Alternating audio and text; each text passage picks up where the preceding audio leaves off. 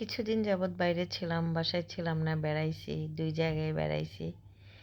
তো এক জায়গাটা কালেকশন করতে পারি নাই, ভিডিও করতে পারি নাই কী খেয়েছি। আরেক বাসারটা ঠিকই ভিডিও করে নিয়ে আসছি অল্প-স্বল্প করে।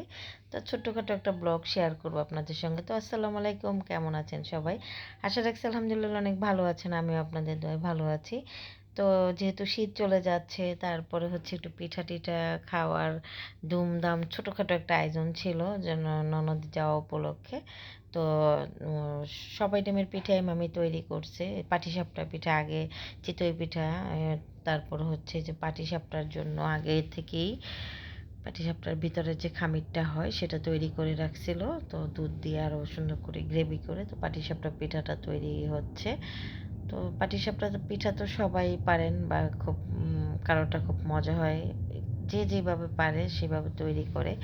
তারপরে যে খামিরটা দিয়ে সুন্দর করে আমাকে বলছিল বানানোর জন্য। তো আমি একটা বানাইছিলাম। ভাই অত সুন্দর হয়নি, আমি পারি না। এই পিঠা-টিঠার ভিতরে আমি এত ওস্তাদ না। তো যাই হোক মামি বলতেছে, "ঠিক আছে আমিই বানাই, তোমার বানানো লাগবে না।" তো উনি তো সুন্দর করে পিঠা বানাচ্ছে। উনি পিঠা বানানোর মধ্যে আসলেই অনেক মাশাআল্লাহ অনেক ভালো পারে। তো শীতের আজকে ২ বছর যাবৎ শীতে পিঠা খাইতে মন চাইলে ওনার কাছে নয়তো বাপের বাড়ি গিয়েই খাই, আমি তৈরি করি না। তো মাশাআল্লাহ অনেকগুলা পিঠা হয়ে গেছে। তো দুধ-টুধ এইগুলা এই যে দুধের মধ্যে ভিজিয়ে রাখছে। এটাও সুন্দর। একদম নরম হইছে, সুন্দর হইছে। তো যাই হোক এখন হচ্ছে গিয়ে কি বলে এটা, আমি গুড় দিয়ে এটাকে একটু হালকাভাবে নেড়ে নিচ্ছি। তারপর দুপুরবেলার আয়োজন ছিল পিঠা, ছিল রাতের আয়োজন। দুপুরের আয়োজন ছিল রোস্ট করছে। এখানে শাহী রোস্ট না, নরমাল যে রোস্টটা সেই রোস্ট তৈরি করতেছে। এখানে ৪ টা না ৫ টা মুরগি ছিল। তো ওই রোস্টগুলা নেড়ে চেড়ে সব কিছু মশলা দিয়ে তারপর রোস্টটা তৈরি হয়ে গেছে। দেখুন মাশাআল্লাহ অনেক গ্রেভি হইছে, মজা হইছিল। খাওয়ার পরে দেখেছি। তো তারপর হচ্ছে আরও অনেক কিছু ছিল। আমি অল্প-স্বল্প যখন যা সুযোগ পেয়েছি অতটুকুই নিয়েছি।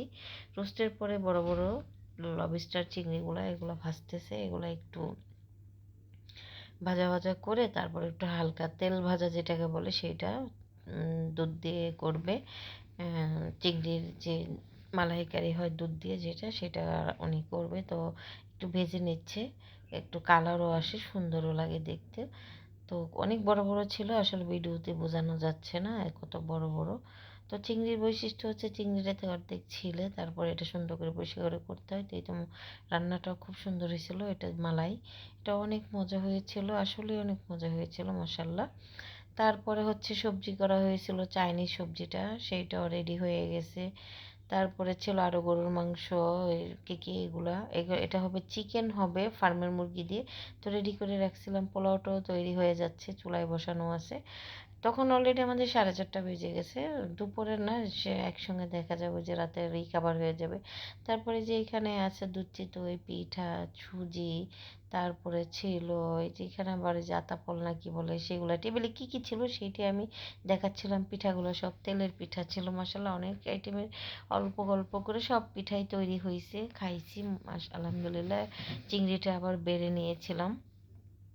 তো এখানে ছিল হাফসি হালুয়া, এটা খুব মজা, অনেক মজা ছিল। বুটের হালুয়া ছিল।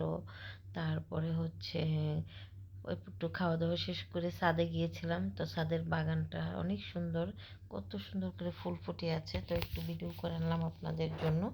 তো এই তো আজকের ভিডিওটা আমার কেমন লাগলো অবশ্যই লাইক কমেন্ট শেয়ার করে জানাবেন। ভালো লাগলে একটা শেয়ার করে দিবেন, পাশে থাকবেন, সাপোর্ট করবেন। তো আপনাদের কাছ থেকে আমি এখনই বিদায় নেব। পরবর্তী আগামী ব্লগ দেখার আমন্ত্রণ জানিয়ে ছোট্ট একটা গাছে সুন্দর মুকুল আসছে, সেটা আবার একটু আপনাদের সঙ্গে তুলে ধরলাম। গাছটা বড়ই ছিল, আবার নিচে ছিল স্কুলের বাচ্চাগুলো খেলাধুলা করতেছিল, খুব ভাল লাগছিল। ছোটোকালের কথা মনে পড়ছিল, তাই একটু আপনাদের সঙ্গে শেয়ার করলাম। এই তো দেখুন বাচ্চারা কি সুন্দর স্কুলে খেলাধুলা করে, এটাই দেখালাম একটু। তো এই তো আর কি, বিদায় নিচ্ছি আপনাদের কাছ থেকে। আল্লাহ হাফেজ, আসসালামু আলাইকুম।